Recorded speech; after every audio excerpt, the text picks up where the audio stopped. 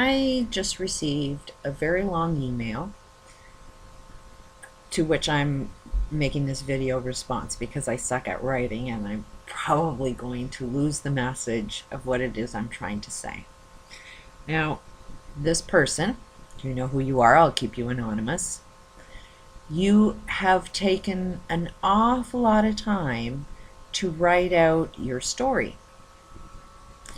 And if you kind of notice, your story that you choose to share with me, each one of those points that you made were event horizons in your life. They were memories that you will never forget. Something happened in each one of those moments of the hell that you experienced and there was an event horizon. There was something you could have done while this event presented itself to you. And these patterns of abuse is how we handle the event horizon. What we're going to do just before we enter into this tunnel of darkness, the hell that you'll never forget. And there's always going to be event horizons. Every one of us deal with it on a regular basis. We are attracting that to our own lives and we don't know it. We are recreating the experiences we don't want. Why? Because it's our focus.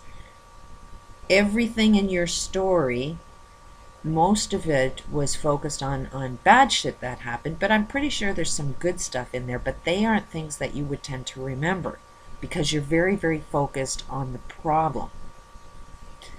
When we tend to focus more of our attention on the problem, then it recreates.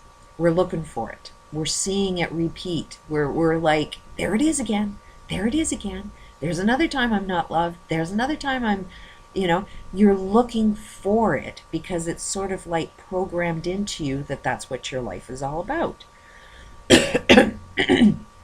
Now, what I can see is your family history being repeated.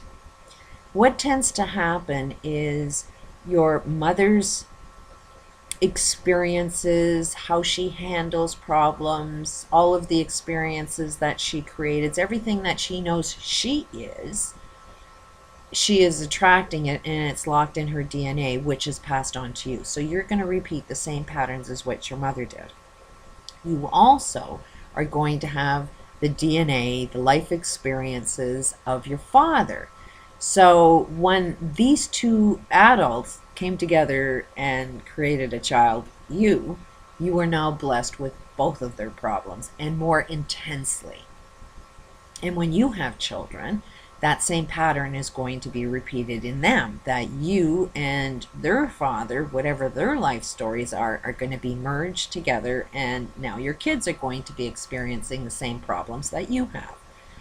If you notice the problem, if you notice the dance of life that you're playing, then the pattern gets stopped and your kids won't repeat the same pattern.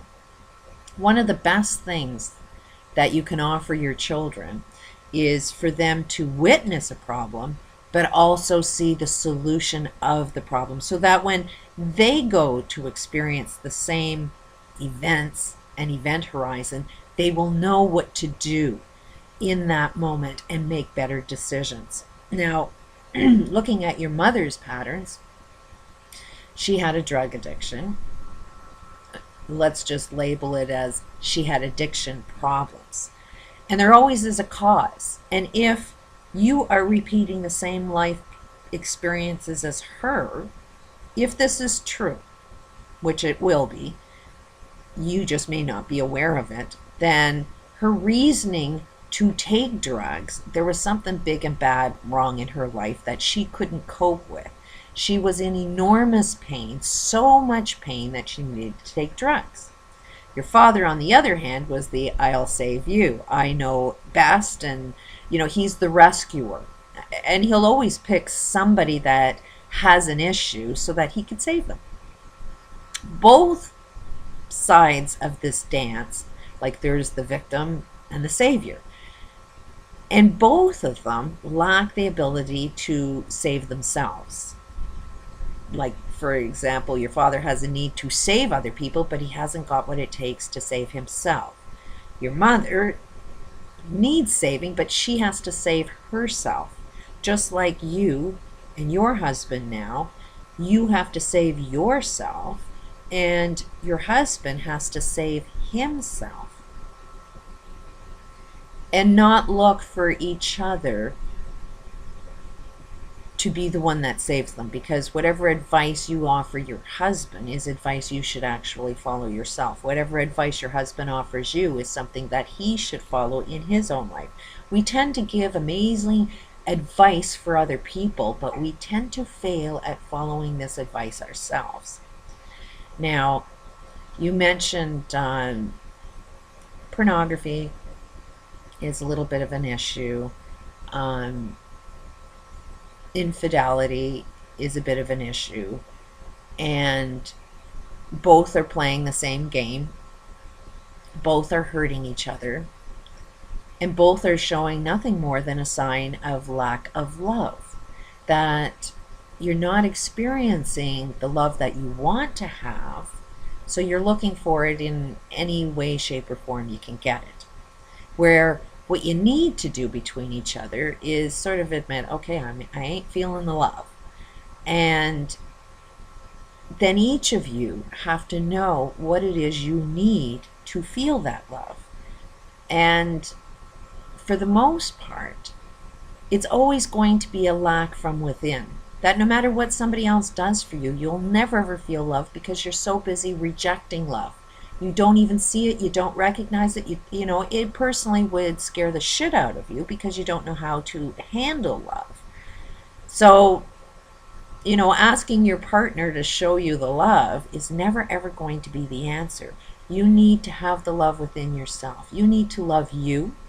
Your husband needs to love himself, and do things that supports that about yourself. When you love something like you love your kids, can either one of you say you love yourselves just as much as you love your kids? We tend to give so much more of ourselves towards our kids because of how much we love them, but we're never ever willing to do that back onto ourselves. Do what it takes to create a loving life for yourself. What is your wishes? What is your dreams? What is it that you would love to be doing in your life that would give you that loving feeling without the need of anybody to fulfill it for you? If both of you guys could know what your dream is, what your passion is, then that's where you're going to find your cure. That's where you're going to find the solutions to everything you're dealing with, is if you had dreams of your own that you can chase, dream, and create. Instead of focusing on the past all the time, that this was all hell. What is your future going to be like? What do you want your future to look like? If as soon as you have that picture in your mind, then you have to look at what is it going to take to create it. And a loving couple actually supports each other's dreams. Now, the pornography and cheating, those are things from the past. And if they're constantly brought up, it will constantly create more and more pain. You have to understand that there is pain there. You have to acknowledge it and ask that pain, what is it that it wants? Because it wants something. If you can have that communication between each other to find out what the pain inside each of you actually wants, and both of you love each other so much that you're willing to give each other what it is you need, then you'll end up solving your relationship problems. It's more focused on, I need this, I need this, I need this, and you're both doing that right now. And it should be reversed. It should be, what can I do for you? And if both parties are constantly looking at, what can I do for you? Then as you are giving, it does bring more love into your life. because the other person feels loved. They feel happy. You feel happy just seeing the smile on somebody else's face. But it works two ways. Both have to play that game. Otherwise, it's not fair. But sometimes you can just swarm somebody with love and understanding as long as you're strong in loving yourself and not losing yourself as you're giving. Constantly have a direction for your life. Constantly make sure you are creating your life. It's kind of a messed up game because it is sort of the I, and how do you accomplish that? And you'll find out that what it is you want is the ability to give love and happiness to other people with the respect that you deserve. But you will never ever get that respect you deserve if you don't respect yourself. So what it is you do for yourself to create your dreams ultimately is going to be having respect for yourself, and not allowing other people to disrespect you. Speaking up, letting people know, I find this offensive and disrespectful. At least have your voice. At least listen to that inner voice throughout your story. You told me you had an inner voice that told you this ain't such a good thing. When somebody, you know, this other girl that was involved with your husband prior to your relationship. I mean, it was really clear to you. You knew they were cheating on you, but you blocked it out because he was with you. You gotta listen to your voice, because your voice is always going to tell you the truth. As soon as you have a doubt about something, question that doubt, because it's telling you something. And just settling for little morsels is never going to create the happiness that you want. You have to go for the whole thing. And the man you're with sounds like he loves you, but he sounds like he's just as lost as you are in this, that he doesn't know how to create his life, that he's scared to trust somebody, you. Ultimately, trust is something that you don't have to trust in the other person. You can trust anybody as long as you trust yourself, as long as you're listening to your inner voice.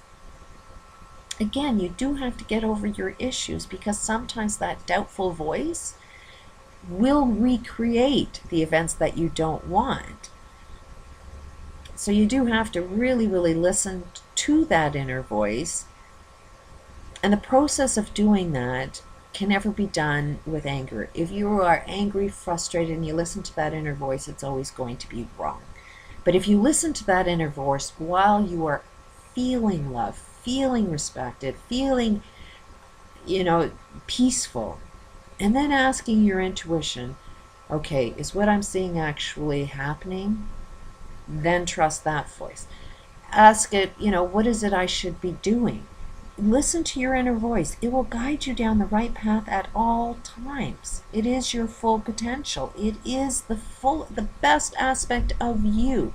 But the only time it will make sense is if you can remain calm, loving, and peaceful while listening to your intuition. Any anger, fear, frustration, listening to that inner voice that's creating any doubt is going to be wrong at all times. So that is the challenge, is to deal with life and not let life's emotions get the best of you. I've offered this concept of using your drinking water. You might want to check that out, because it will really help your thoughts get in alignment with your full potential. And it will help you design and create a really easy to control your emotions. But that is the trick, is to, as soon as you're faced with a problem, the first thing to do is get negative about it. But it's one of the bottles is accepting and allowing. So if you can just see the event coming up and just say, okay, I'm going to accept and allow this. This doesn't feel good, but I know there's something good here. So then get yourself into that calm, peaceful voice and have that inner conversation. Hope that helps a bit. If it doesn't, keep emailing me and we'll keep this discussion going until we can solve this problem. Peace out.